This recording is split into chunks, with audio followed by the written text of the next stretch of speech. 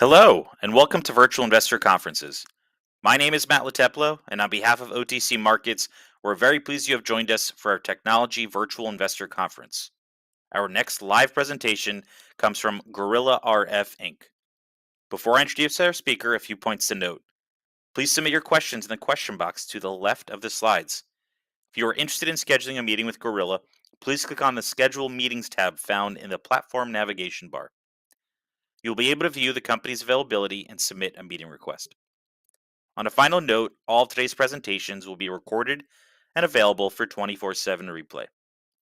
At this point, I am very pleased to welcome Sam Funches, Vice President of Investor Relations of Guerrilla RF Inc., which trades on the OTCQX Best Market under the symbol GUER. Welcome, Sam. Matt, thank you very much for the introduction there and hosting Guerrilla RF at the investor conference here. My name is Sam Funches. I am Vice President of Investor Relations for Guerrilla RF. We make RF, or radio frequency semiconductors, primarily for the automotive, satellite 5G infrastructure, multimedia markets for connectivity between radios and receivers. So as with all these presentations, you have notice to recipients, although the legal disclosures there, nothing out of the ordinary. But real quickly, the company was started in 2013, so we just celebrated our 10th anniversary. It was started by a gentleman named Ryan Pratt, who is the son of Bill Pratt, who, if you are familiar with the semiconductor world, his father is the founder of RF Microdevices. We are a fabless semiconductor company, meaning that we do all of the design in-house as well as the support for our products, but we do outsource the manufacturing of our chips. We currently have 3 different foundries that we use, 2 that are in Taiwan and 1 that is in Singapore. All of those parts are then sent to Malaysia to be packaged, and then they're shipped back to the US so that we do the final test and distribution. We have a diversified customer base. We have hundreds of customers in the automotive, 5G infrastructure, as well as other communications platforms. We have over 100 RFIC, or radio frequency integrated circuit chips, that are shipping in volume. We have about 125 that are in production now. The amplifiers are a core competency of the company, and we have several different amplifiers that support different needs. We currently have about 75 employees headquartered in Greensboro, North Carolina. We have a very heavy focus on research and development, and we've doubled in size from an employee standpoint over the past 2 years. Right at about 50% of our employees are engineers or focused on the development of new products, and we anticipate that to continue for the foreseeable future. Again, we just moved into a brand new facility this year. It is going to be a very sophisticated design lab for us. It's about a 60,000 square foot facility, of which 25,000 square feet are focused on our lab, and about another 15,000 square feet are allocated for our design engineers. The leadership team is a group of experienced folks. You can do plenty of research on it. Ryan Pratt has worked with RF Microdevices, Skylabs, as before founding Guerrilla RF. Mark Mason, John Berg, Kelly Chong, Jeff, Stephen Smith all have experience in the semiconductor world and have deep domain expertise. Our board of directors also have deep domain expertise. Again, Bill Pratt is the co-founder of RF Microdevices. It's now called Qorvo. Greg Tompkins has been in the semiconductor industry his entire career, as has Dave Bell. Susan Barkle is Vice President, SVP at Chemet Corp, which is an adjacent industry to ours. They are more in the wired circuitry. James Dunn and Gary Smith and Virginia Summerall all come from the business and financial side. Virginia Summerall and Susan Barkle are 2 newest members to the board.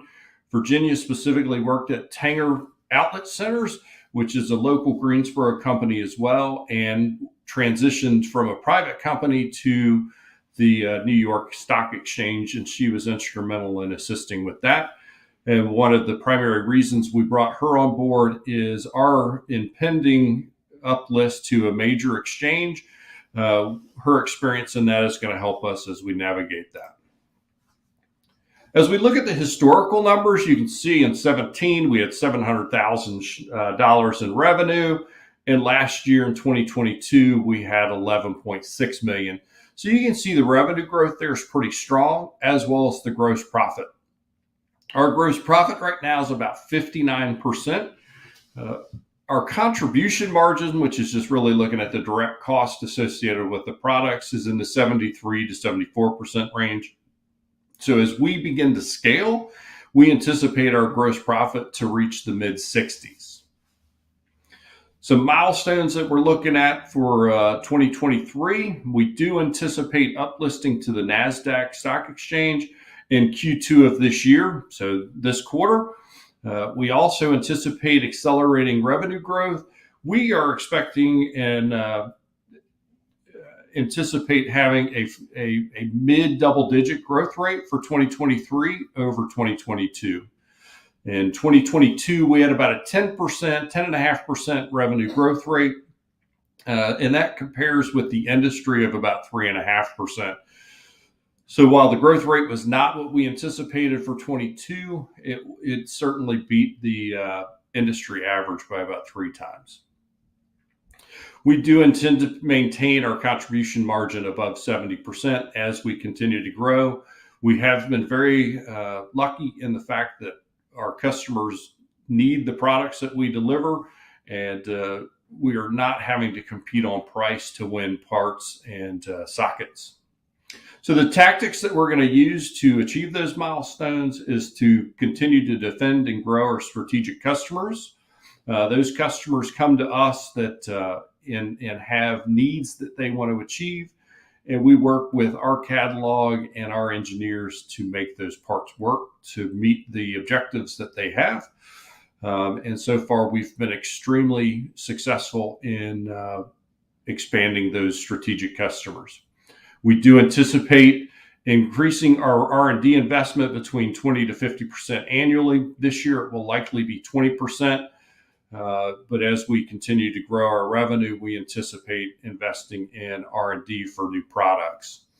Along those lines, new product introductions, you'll see a little bit later. We have about 30 new products that we anticipate going into production and testing later this year. And a core focus of our business is that we have a very broad catalog of products and customers. We are not dependent on any one specific industry or customer, and that really diversifies the company's business as well as ensures that we are not a science fair project that has one customer and one end user. The key markets that we deliver is going to be, again, automotive. We specifically focus on the V2X, the GPS, the e-call, satellite radio or SDARS, digital audio broadcasting, as well as cellular compensators. So think of a repeater, your vehicle being a repeater for the cellular booster signal. The next market that we are focused on is cellular booster. We dominate this market right now, and cellular boosters have actually seen a growing demand because as we've all walked into buildings, our cell phone has stopped working. And so buildings and building codes have required cellular boosters to be installed in any buildings that is over 5 stories tall. And the primary reason for that is for first responders. We need to make sure that first responders have communication capabilities when they're in the elevator and or stairwell during an emergency. The next area that we're focused on is the 5G infrastructure, 4G macrocell base stations as well. And then the fourth area is our multi-market, which is kind of our general bucket. In that bucket, it has military mission critical applications, as well as high precision navigation, think of marine navigation needs to be very precise. And another area that we focus on is going to be high fidelity wireless sound. With COVID being on the backside, we're starting to see more and more concerts coming back into vogue. And when you see artists on the stage using wireless microphones, a lot of times they're from Shure, and we are the main supplier to Shure microphones for their applications. Here you can see what I was talking about earlier. We are not dependent on a specific industry. Automotive is clearly our largest segment in that it is 35% of our business. We do anticipate that being the growth vehicle for the next few years. So the short to medium term, automotive is going to continue to drive growth. And then in the medium to long term, we see the 5G infrastructure being the driver of growth for the company. And you can see here, this is a real quick overview of the automotive market. This is pretty standard: GPS, satellite radio, compensators, boosters. That's all very generic sockets, but where we're really getting excited is going to be the vehicle to everything or vehicle to vehicle communication. We're all familiar with the lane keeping assist as well as adaptive cruise control. That is all done currently by radar and other sensors. What we see in the very near future, in the say 2 to 5 year range, is the fact that vehicles are going to be communicating with other cars on the road, as well as infrastructure such as stoplights, streetlights, turn signals, other emergency vehicles, etc. This is going to become what we think is going to be like airbags. It's going to become mandated in new cars as they come off the assembly line. And the reason being is safety.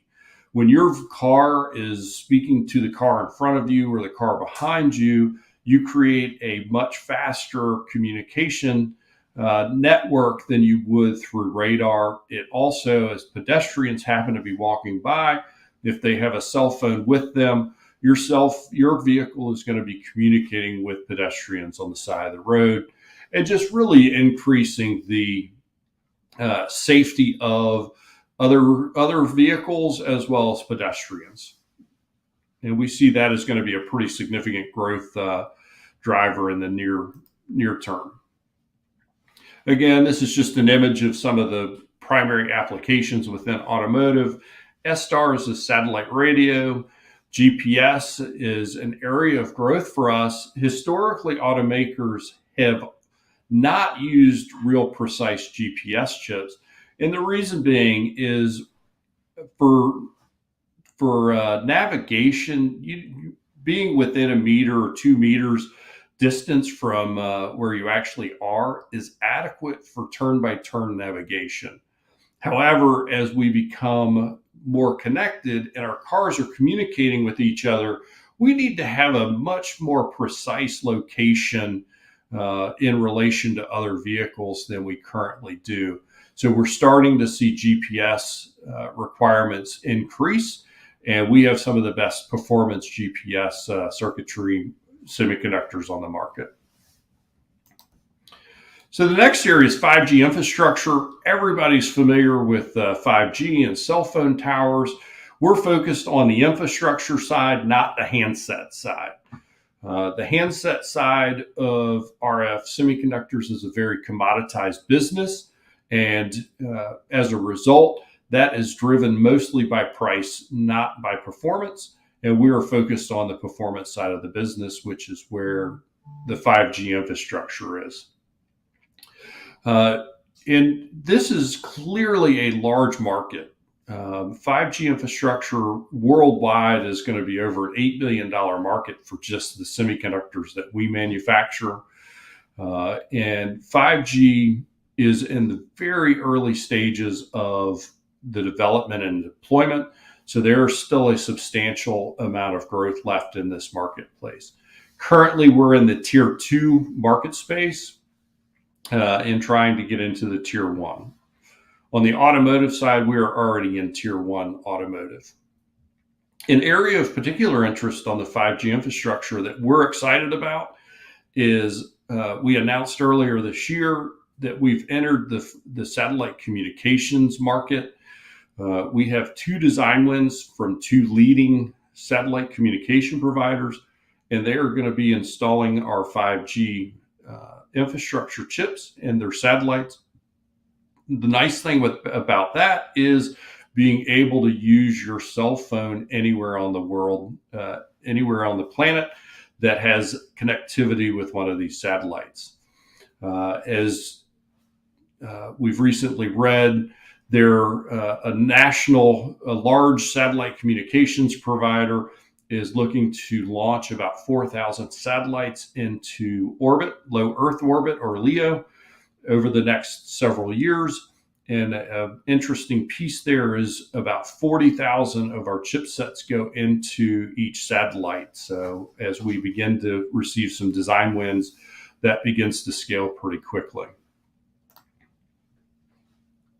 Here's a real quick look of recent history. You can see kind of on the left-hand side of the graphs, that's product shipped, so actual units. We've deployed over 150 million units so far. And then on the right-hand side, you'll see product revenue. And you'll see that that's been on a growth path there. Year-over-year volume has increased. We've expanded our engineering and sales team. And you'll see our current sample list of customers there in the top left-hand corner, all recognizable names. Key products that we focus on, so LNAs or low noise amplifiers, think of that as a hearing aid. So we take a faint signal and make it bigger so that the receiving infrastructure can hear it better. Power amplifiers, gain blocks, and mixers are more or less amplifiers or a megaphone. So we take that signal and project it out to the receiving antenna, and we make that signal as large as possible with the minimum distortion that is required per the specs. And the digital step attenuator is a brand new product for us. It's a silicon on insulator product. We expect that that is going to become a 30 million unit run rate over the next 2 years and become a steady contributor to our revenue side. And that is a control product. And so all of our parts work together. And so they assist each other as they are trying to perform their duties. So our competitive advantage, Qorvo is our largest competitor by far. They are another catalog business similar to us. NXP and Analog Devices are a little bit less of a competitor of us because they don't have as broad of a catalog. And they have very specialized segments that they target. So Qorvo, again, is our largest competitor. And the way that we compete against them is we focus on underserved markets. Again, we are not focused on the handset, which is the largest segment of the industry. And as a result, we're not focused on unit volumes. We're focused on delivering service to our customers. And what that focus on underserved markets provides to them is a better response time and a better speed to market. It also allows us to maintain IP leadership as well as top performance. And then our fabless semiconductor model allows us to stay a low cost structure and be competitive on price and still maintain those contribution margins and gross profit margins, which are pretty high in the industry. And then our technical support, because 80% of our business does not come from 2 customers, it allows us to really take our customers' needs in mind and deliver products for them that meet their needs. So here's some recent news. In December of late last year, we announced a $580,000 purchase order from a leading electric vehicle manufacturer. We have since had additional orders that have exceeded that. In January of this year, we announced that we entered the satellite communications industry with 2 design wins. In 2016, we announced the purchase order of a design win that we announced in November of 22. And so that is just one of many purchase orders for that product order. The next, and later in February, we announced Virginia Summerell to our board of directors, and that was really exciting with her experience on the taking a company public onto a national exchange. And then March of this year, we announced the closing of a $9.2 million private placement. That was really exciting for us because this is not a friendly market to be raising capital in. And so we were very pleased with being able to raise that capital. And then in March of this year, we also announced a record 2022. So it has been a strong year, and we are looking forward to what 2023 provides us. And so recapping, we are focused on the financial side of the business. We're staying focused on contribution margins as well as gross profit margins. The planned milestones for this year, to recap, is uplisting to NASDAQ in Q2 of this year. That is on target. We're looking to increase our R&D spend by about 20%. We have 37 new parts that are scheduled to be sampled this year, and that is all tied to the research and development expenditure. That is the lifeblood of future revenue for us.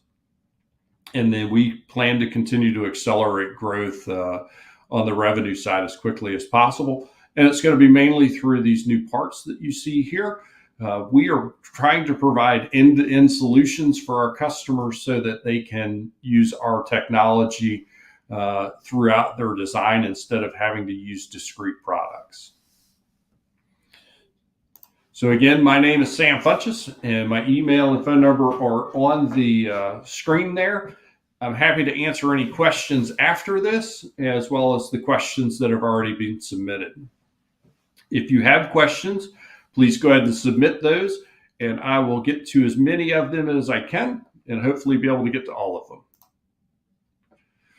All right, so the first question is, are we able to benefit from the CHIPS Act and our plans for onshoring production partners? So the first question is CHIPS Act. Yes, we actually have several conversations, or part of several conversations with the CHIPS Act team, as well as I'm meeting with one of the CHIPS Act team next week to discuss how we as a small organization can participate in that.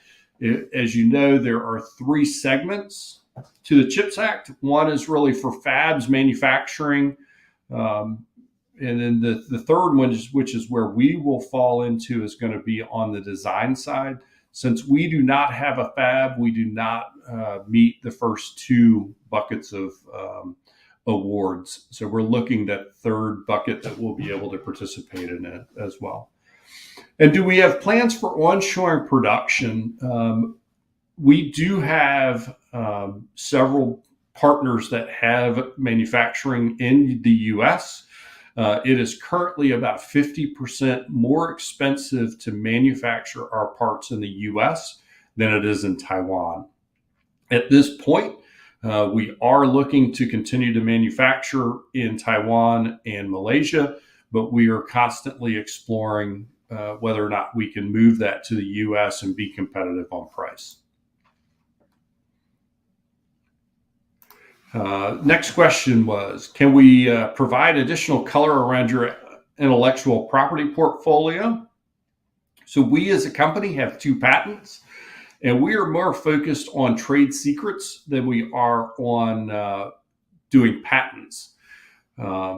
We feel that the trade secret model is a much more efficient pathway for us so that we can keep our intellectual property protected for a longer period of time.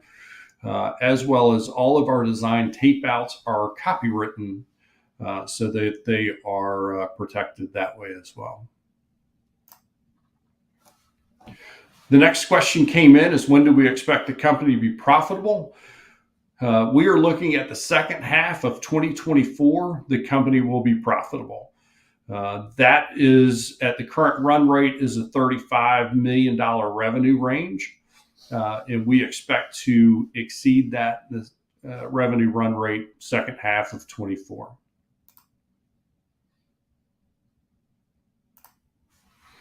Next question was, why were unit sales down in 2022 and how were revenues up at the same time?